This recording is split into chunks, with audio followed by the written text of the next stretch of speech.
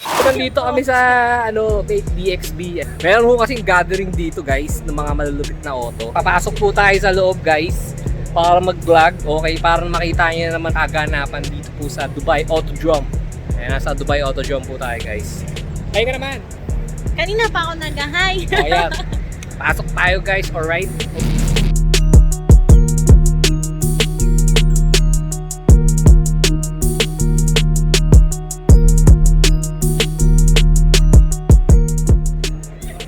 Meron mong dito, Viper. Ayan. Ang Viper po ay isang uri ng snake. Okay. So kung nakikita nyo, it's made by Bosen. Viper.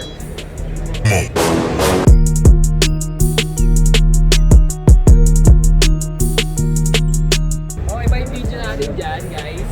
So yun nga guys, lapit tayo dito guys. Meron nung 35 OZ Nissan dito guys, ayan o, kulay yellow. So itong event na po na to is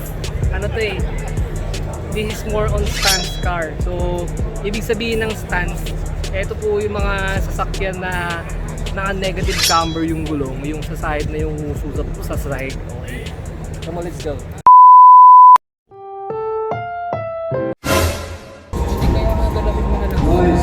Sige na. Dapat kasi yung parang iaano kita. Hindi ko nga alam doon eh. Kaya nga sabi ko game na, tas galaw ka pa ng galaw. Ay. Guys, itong sasakyan na to guys, ito yung tinatawag na Bojujuka. Ang Bojujuka po ay isang mafia car sa Japan. Ito po yung ginagamit nila guys. So,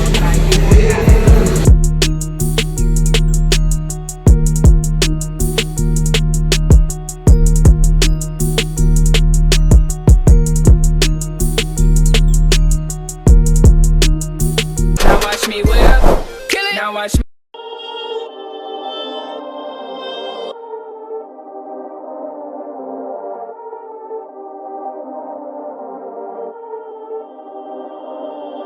Perfect.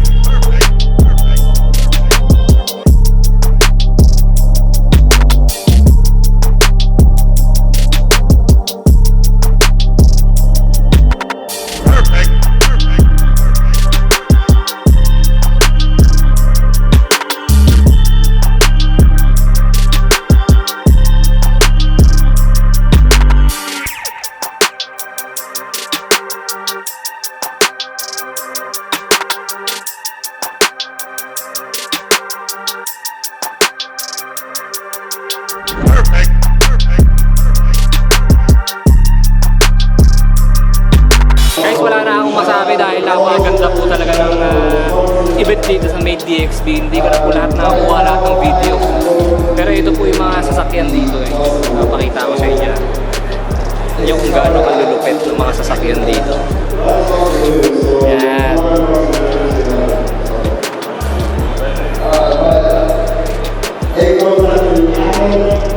May mga BMW din guys. Oh, ayan, mga stands. Siyempre, may mga 37 OZ din dito. Ayan, ang dami. Diba? Ayun si Wenny, pagod na. Gutom na rin yan ng mga kababayan. Ayan o. NSX in the house. Meron ding mga dito, Subaru boys. Ayan. Siyempre kung may Subaru, may Honda. Lahat ng dito mga kababayan. Siyempre ito rin yung mga M30 ata ito na BM. Ayan. Lupit diba guys. Siyempre ito yung Filipino may-ari nito. Yung Filipino may-ari nito si Mr. Paul Aragao. Si Happy Beauty.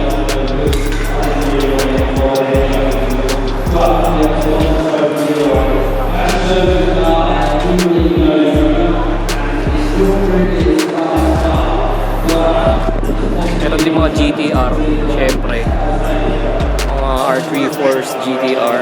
Yan.